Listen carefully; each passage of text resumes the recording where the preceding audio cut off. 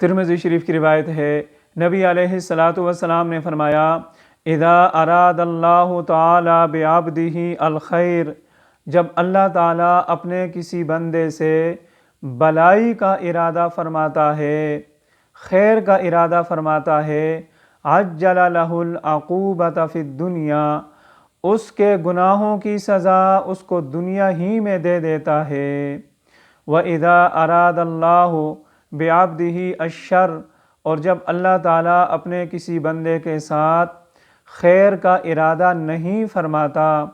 أَمْسَكَ عَنْهُ بِذَنبِهِ، اس کے سارے گناہوں کو روک کر رکھتا ہے، گناہوں کے باوجود وہ عیش و عشرت والی زندگی گزارتا ہے،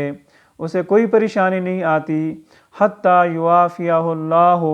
بہ یوم القیامہ، اللہ تعالیٰ قیامت کے دن ایک ایک گناہ کی سزا اسے دے گا۔